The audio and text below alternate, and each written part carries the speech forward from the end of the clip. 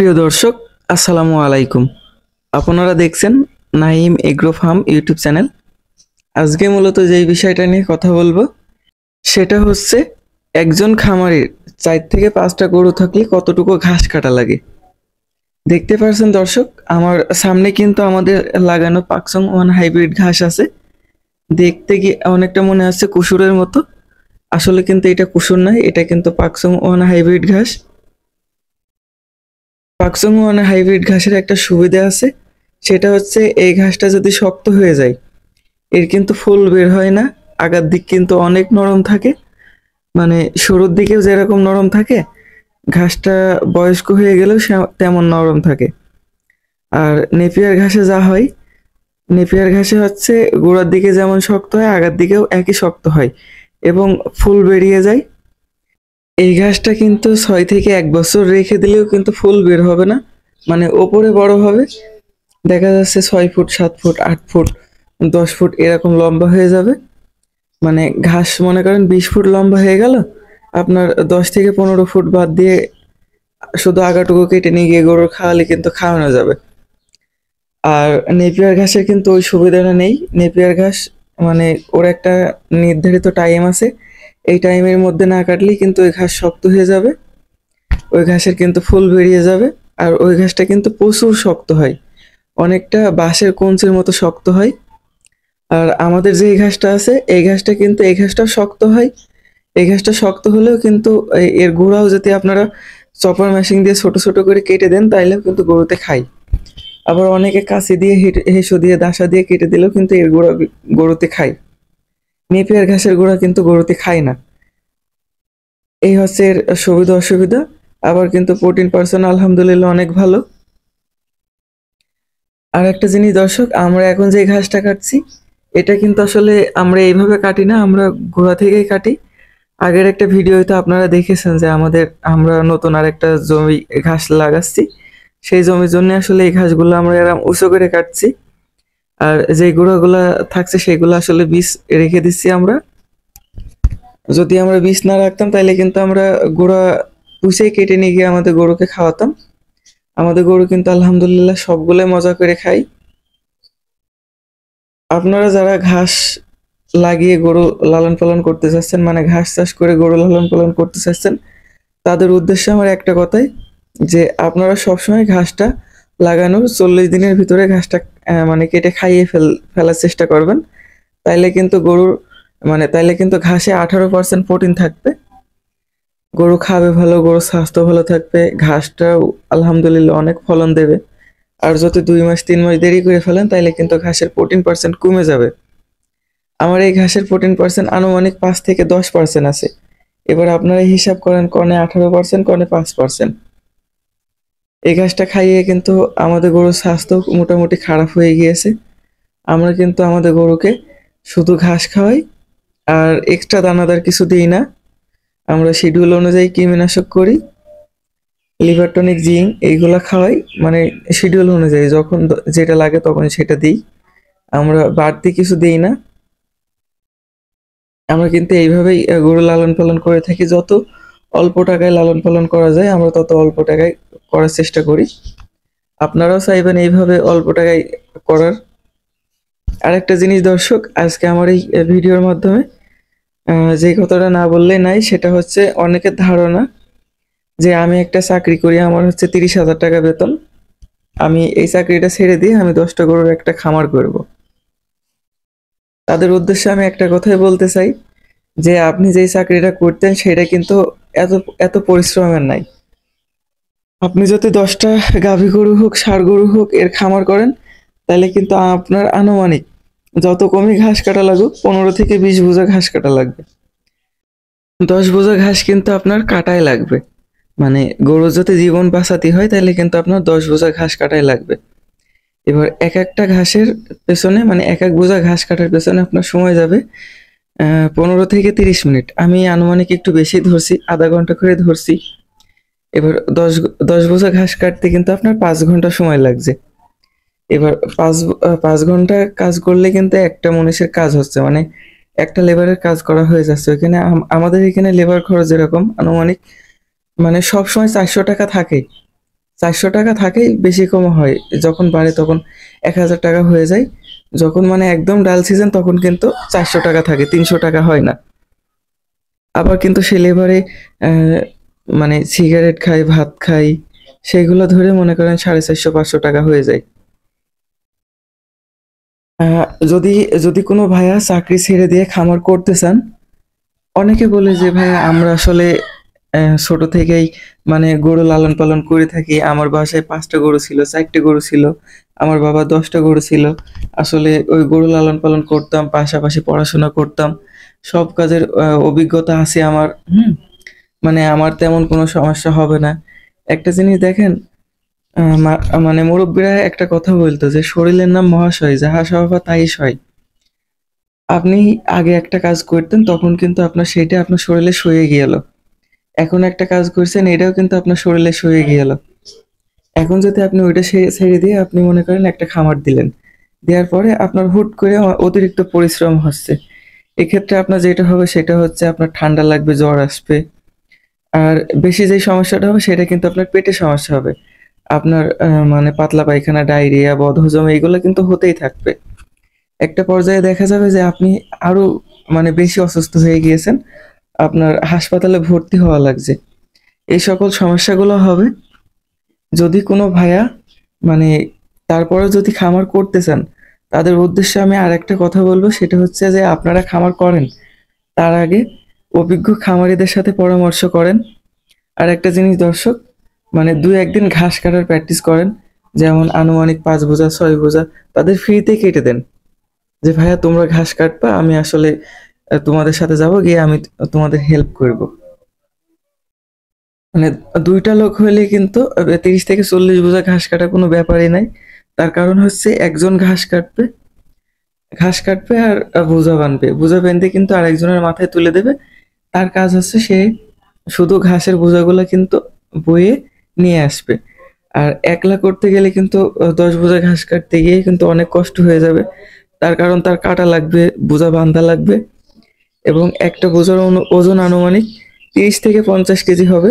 সেই বোঝা কিন্তু তার নিজে নিজে তোলা লাগবে, কারণ 10 বোঝা ঘাস মাথায় তুলে দেওয়ার জন্য কিন্তু লোক সে পাবে না। আমি যখন ঘাস কাটতাম, আমি এখনো কাটি, বেশিরভাগ সময় কিন্তু আমি লোক পাই না, আমি কিন্তু একলা একলাই তুলি। আমি পরবর্তী আর একটা ভিডিও দেখাবো যে যাদের 2টা 1টা 5টা গরু আছে, মানে লেবার নিতে পারছেন না, লেবার লেবার নিতে গেলে আর মানে গরু পুষতে পারছেন না, এরকম যারা আছেন, তাদের উদ্দেশ্যে সেই ভিডিওটা বানাবো, যে 2টা 1টা 5টা গরুর জন্য মানে ঘাস কেটে বোঝা বেঁধে সেই ঘাস নিজে নিজে মাথায় কিভাবে তুলবেন, সেই উদ্দেশ্যে আমি আর একটা ভিডিও আপনাদের জন্য বানাবো। 2জন হইলে যেটা হয় সেটা হচ্ছে, মনে করেন আপনি কিংবা আপনার বাবা কিংবা আপনার ছোট ভাই কিংবা আপনার ছেলে, যাই হোক 2জন গেলেন মাঠে, যাওয়ার পরে আপনি নিজে নিজে ঘাস কাটলেন, বোঝা বানলেন, সে যদি আপনার মাথায় তুলেও দেয় তাও কিন্তু আপনার অনেক খাটনি কম হবে। কারণ একটা জিনিস ভাবেন, যে 50 কেজি ঘাসের বোঝা যখন আপনি একলা একলা মাথায় তুলবেন তখন কিন্তু আপনার অনেক বেশি শক্তি ক্ষয় হবে। আর যখন 2জন মিলে তুলবেন তখন কিন্তু 25 কেজি হিসাবে মাথায় উঠবে, তখন কিন্তু আপনাদের অত বেশি শক্তি ক্ষয় হবে না। এই সকল বিষয়গুলো একটু খেয়াল রাখবেন।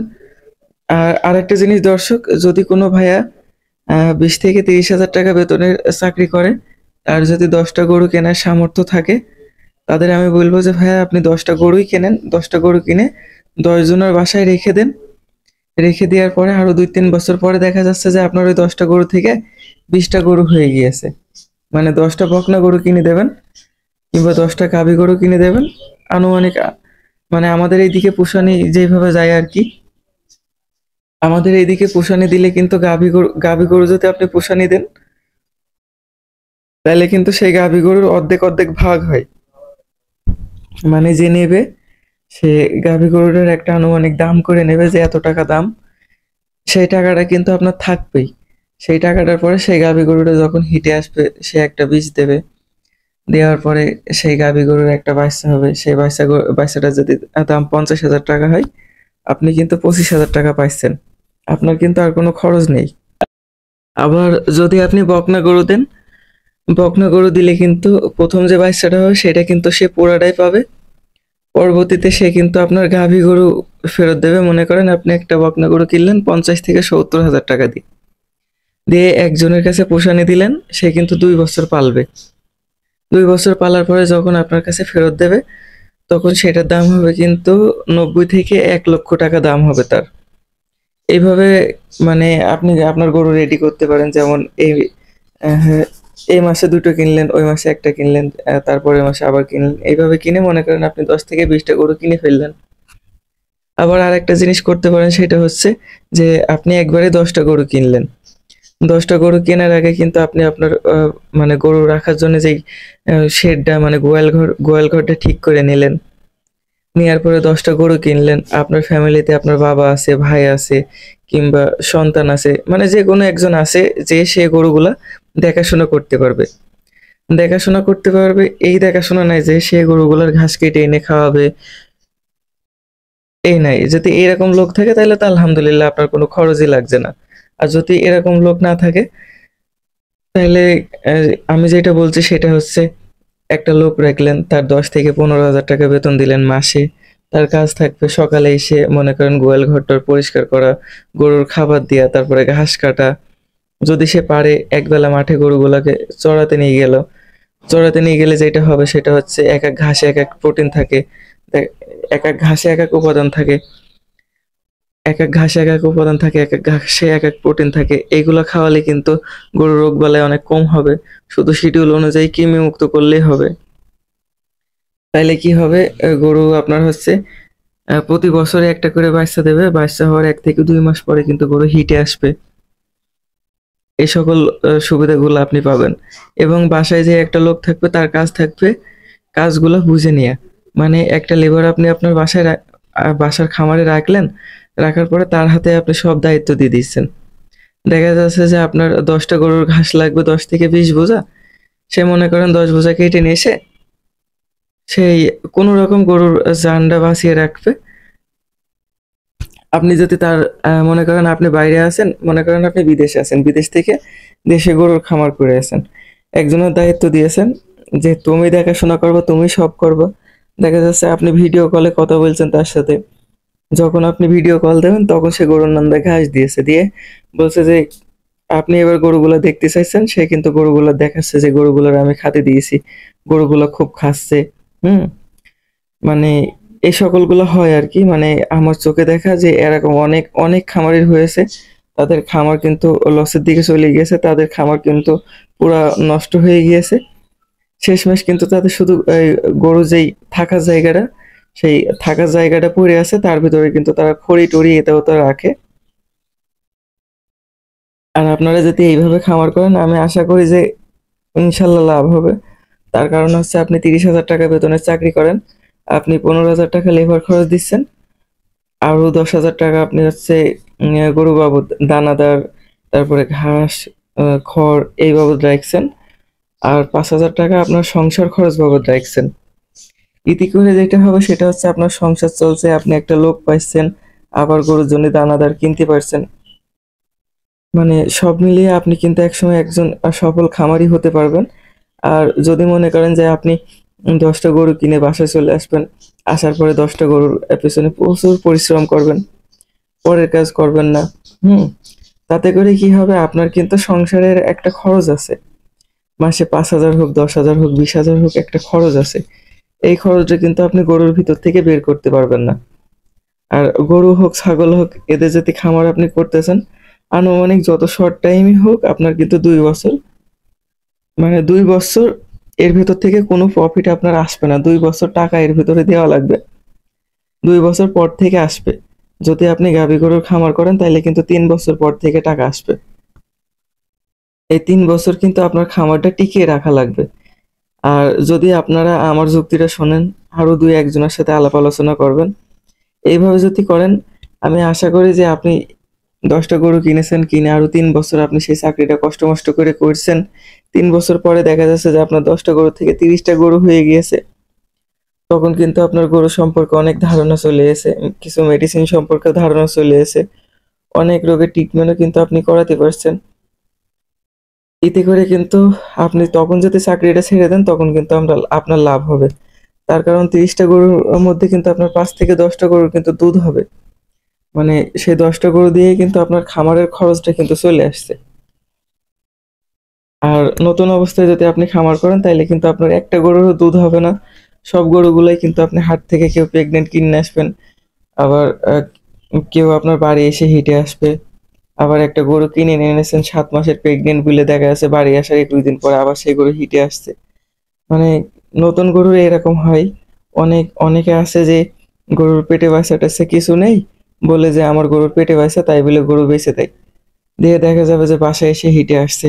আবার অনেক গরুর সমস্যা থাকে, 4 বার 5 বার 7 বার বীজ দিয়েও কনসেপ্ট করছে না, সার দিয়েও কনসেপ্ট করছে না। সেই সকল গরুগুলো আপনি কিনে নিয়ে আসছেন। নিয়ে আসার পরে দেখা যাচ্ছে যে আপনার বাসায় এসেও সেই গরু প্রেগনেন্ট হচ্ছে না। তখন কিন্তু আপনি ক্ষতিগ্রস্ত হবেন। আশা করি আজকের ভিডিওটা অনেক হেল্পফুল হয়েছে। যদি ভালো লাগে আমার চ্যানেলটা সাবস্ক্রাইব করবেন, লাইক, কমেন্ট, শেয়ার করবেন। পরবর্তী ভিডিও সবার আগে পেতে পাশে থাকা বেল আইকনটি বাজিয়ে রাখুন। আসসালামু আলাইকুম। আল্লাহ হাফেজ।